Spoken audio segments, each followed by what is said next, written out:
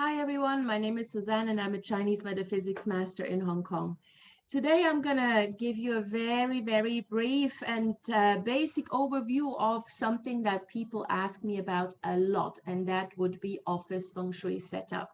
Now, obviously we cannot go into the formulas that are needed and the kind of wealth stars that need to be used and how to identify them. The scope would be a little bit bigger than what we have time for in this video. But from a form perspective, there are some essentials that you can apply very easily in your own office, whether that be at home if you're working from home or in an actual office setup. And that will already make a big difference to how you work and how well you feel at work. Now, the first thing and the most basic thing is that you need to have a supported back.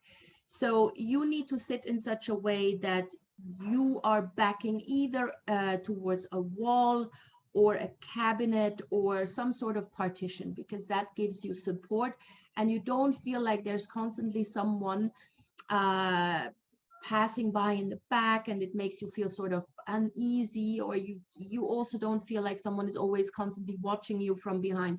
So it's really important that you have a supported back. A wall is fine, a cabinet is fine, and also if you have like a screen, sort of like a French screen or something like that, that's also perfectly fine. Just anything that gives you some sort of backing. That is really the most essential thing that you can do for yourself when you're working. Then the front should also be open.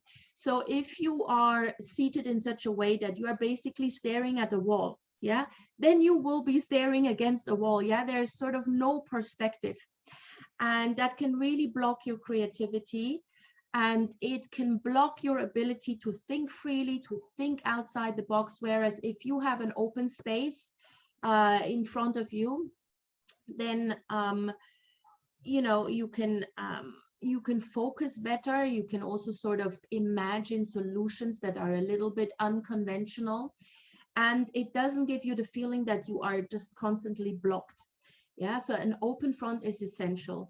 If you are in a position where you are really facing a wall, it's not ideal, but what you can do, if there's really nothing else, if you cannot somehow shift your desk around so that you're actually looking into an open space, then at the very minimum put a mirror there, because a mirror gives the illusion of depth. Yeah, it gives the illusion that you're looking at something, even if it's just you, but at least you feel like you're looking at something that's a little bit further away than just a wall. So this is really important, but make sure that if you can, do not face a wall right behind your laptop screen. Then the next one is also quite essential. Don't face a hallway. So let me maybe draw this here. So if your desk is located right here, yeah, and you are sitting here, you are facing this hallway, then you are constantly, number one, you're constantly distracted by what's going on in that hallway. And this is also what we consider a arrow sha T. So the energy from the hallway is facing you and is rushing towards you head on. And it's a fairly aggressive energy the longer the hallway is. So that is not ideal, because you're always dealing with very sort of unsettled energies. So if you're facing a hallway like that, this is not great. Let's say your desk is here, you are sitting here, you are looking out towards this direction. That is okay. You can see the hallway, but you're not directly facing it. Yeah. So remove your desk or turn it around in such a way that maybe you're facing the window in this particular case, but not necessarily the hallway. That is not ideal. Now also make sure that you don't face a pillar. So if your desk is next to a pillar, like in these pictures here, that's fine. But if you are facing a pillar, and worse, even if you are facing the corner of it, the sharp corner of a pillar, then this is like an arrow pointing towards you. And again, this can create blockages and obstacles. And most importantly, it actually prevents you from getting a promotion. So really try to avoid facing a pillar directly, because it's like a wall, again, like what we just talked about earlier. It blocks your prospects. Yeah, it blocks your future. And if you have one of the corners coming towards you, facing you, so let me show you. Let's say your desk is here. You are here and you are facing this corner. Then this can actually act like an arrow shati again, and it can create migraines, headaches, and just a very uneasy feeling at work. So try to avoid that, but placing yourself next to the pillar is actually fine. That's okay. Now, you should be at an appropriate distance to the door with your desk. So if you're too close to the door, whether that be the main door to the main office, or whether that's just an office cubicle, if you're too close to the door, then you're also not really benefiting, because you're constantly distracted. Yeah, you can't, you always look at the door and check what is there. It's the same thing if you have the door in your back. That's also definitely not something that you want, because again, you feel distracted. So you want to be able to see the door from your desk, but make sure it's at an appropriate distance, so it doesn't feel like it's kind of crowding you in. Yeah. Now, appropriate distance is different for everyone. You need to test this out a little bit. There's no, I can't give you like, okay, it has to be 1 meter or 2 meters or whatever. See what makes you feel uncomfortable. How close can you be to the door without being uncomfortable? Yeah, try that out. It can be different for each person, so you need to try this out, and hopefully you actually have the option to not be too close to the door, because sometimes, of course, you don't really have a say in how and where to place your desk. Now, you also do not want to face the door. It's okay to see the door from where you are, but don't face the door, because similarly with a hallway, the energies will then just be rushing in and hitting you directly. And this is not good, because those are sort of aggressive energies. Even if the door is at a positive or prosperous location, the energies come in too quickly and then hit you straight on. So you really want to avoid this. You want to make sure that the energies that are coming in through the door kind of meander through your office before they reach you. Yeah, so don't face the door head on. Those people in an open space or an open plan office who are really facing the main door of the office, you will usually see them leaving the job within 3 to 6 months. Yeah, there will be a high employee turnover at the desk or at the desks that are aligned in such a way that they are facing the main door to the office.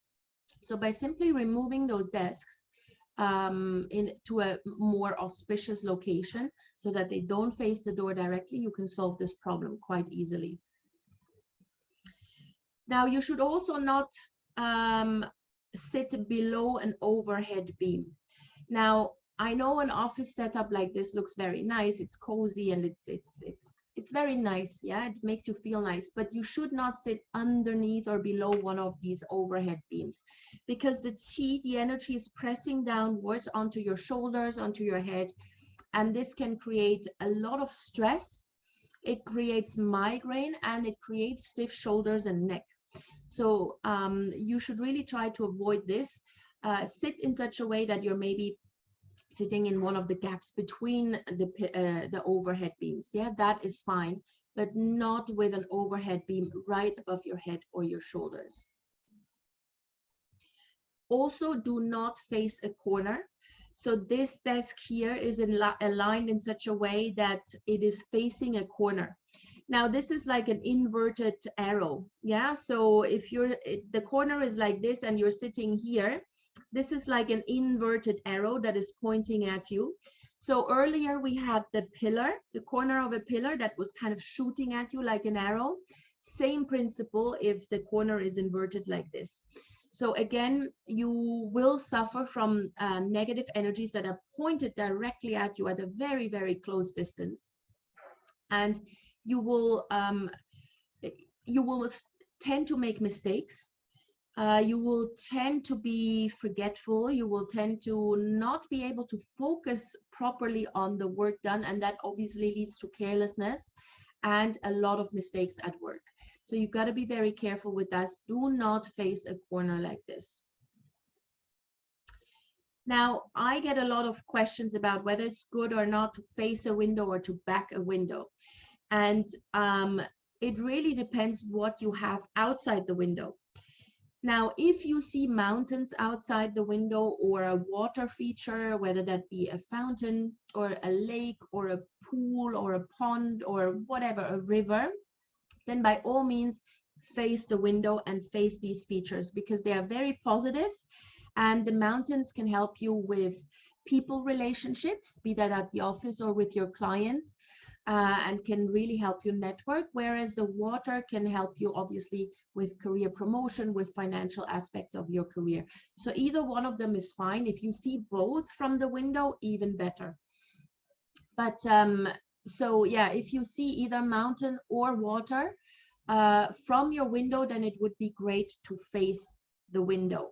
If on the other hand, there's nothing really all that nice, then maybe not so good to face the windows to see what's out there. Yeah, if there's a nuclear power plant out there, it's not necessarily something you want to see, right?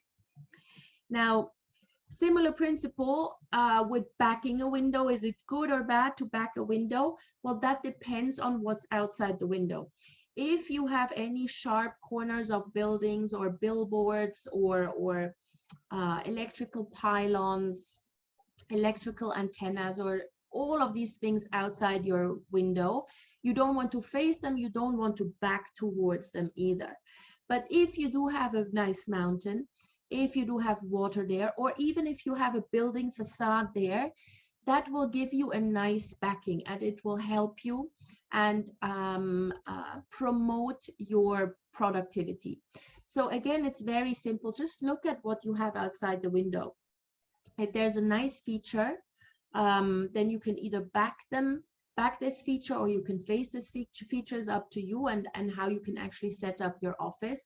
Even a facade of another building is fine to back. I wouldn't necessarily face it because it's not really nice to look at. But if you face it, if you back towards that facade, it acts like a solid wall. Yeah, the point number one that we discussed, we said it's really important to have a solid backing. So if you have a scenario at your office where you can't necessarily back against a wall, but you can back against a window that has a mountain outside, or another building facade, that will do the same, that will have the same effect as having a wall. So again, backing or facing a window very much depends on what you have outside. And then lastly, suppression T. Now, what is suppression T?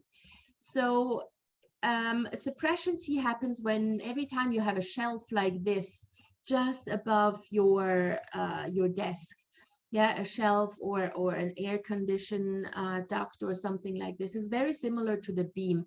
The T presses down onto you. And in this particular case, this person would at some point actually experience difficulties with their left shoulder or with their left arm, or just constantly feel like my left side is getting a bit stiff. That's because they are sitting underneath this bookshelf that you can see here.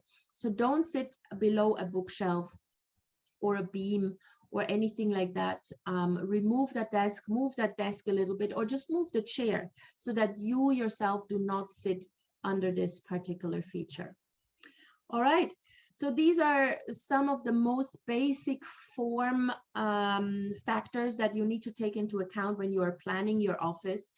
It's fairly straightforward. Of course, there are many, many different other things that we need to consider, like facing direction, the actual Xuan Kung flying stars, or maybe purple white stars, depending on what you actually want to work with.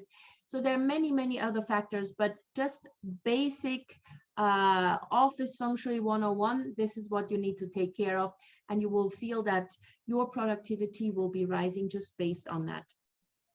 So I hope this helped, especially if you're working from home. It should be fairly easy to be setting that up. And if you do have any questions, please do get in touch with me. I have my contact details in the notes to this video. You can also leave a comment, and please do like, share this video, subscribe to my channel, and yeah, share this with everyone who may be interested or may be needing this because they're working at home, and just get the word out. I'd be really, really grateful. See you soon.